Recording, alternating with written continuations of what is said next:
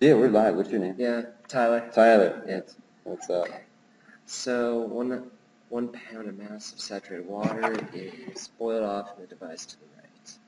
Make a graph: quality versus time. How long does it take for all the water to boil off?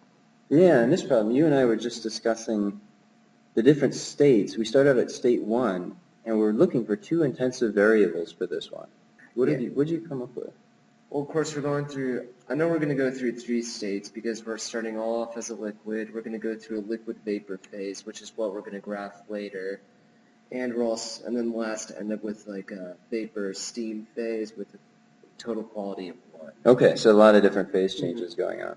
You said the initial phase, you said you've got a quality written down. What did you write down for the quality in state 1? Quality in state 1 is 0 because it's only a fluid. We have no gas. Okay, so it's all, more specifically a saturated liquid. All right, okay, so state 1, we've got one intensive variable as a quality, and now it's kind of a game. You're searching for another intensive variable. Yeah, that's one thing I don't know. I do know that we have a few internal energies that are going on through, so we need to know which one is constant at the beginning. Yeah. So I would say that power output, out of curiosity, where does the electrical power go? Into what form of energy? The electrical power, I believe, turns into internal heat energy. Okay, internal energy, yeah, definitely. And that's what I believe it starts out with, since none of the energy will right away go into working against the brick and the atmosphere. Okay. So let's talk about the transition between state 1 and state 2. You said the volume would increase because the water is boiling off. Mm-hmm. Yeah, okay. And then as that increased, you said the brick would move upward as it expands.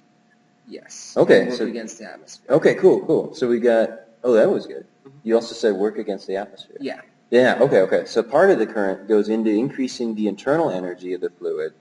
Part of it goes into lifting the brick. Part of it actually goes into pushing the atmosphere out of the way, which is a tough one to realize. All right, so we got state 1. We know the quality is 0 at state 1, but still searching for another intensive variable. Yes. We know things like temperature, specific volume, pressure, internal energy, or anything. In state 1, does the pressure inside in the liquid phase have to equal the pressure of the atmosphere outside with the brick on top of it? I would think so, yeah. So then we do know the pressure in state 1. It's the pressure versus the atmosphere? Yeah, good. Yeah, pressure of the atmosphere plus the pressure due to the brick. Mm-hmm. All right, so we've got 2 intensive variables for state 1, so we know everything about state 1. Great. So now we move on to state 2. Yeah. How about in the final state? What do we know?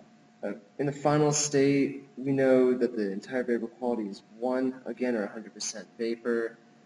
And then the pressure will be working. Will the pressure equal out against the atmosphere? Yeah. Does the pressure change? Right. I would say it would be bigger than the atmosphere because of the brick on it. Yeah. But how does it compare to the first state? The internal energy has to stay the same if it's putting work into the brick and against the atmosphere? So the internal energy has to go up because part of the current went into that. And now we're just searching for that other thing. What if the brick moved up just a little bit? What if the brick, instead of being right there, it moved up to here? What would the pressure be at that point? It would be, again, equal to the atmosphere. Yeah. Because, that has to be equal, or else the piston's going to constantly be moving up. Yeah, that's right. Okay. So I would say, in both cases, it's atmospheric pressure plus the weight of the brick divided by the cross-sectional area. Cool. And you noted that, in the second state, the quality is 1. So we know quality at state 2, and we know the pressure at state 2 because it's equal to the pressure at state 1. So that gives you everything you need to know about the 2 states, and then you can, from there, you could move on to calculate how much electrical work went into it.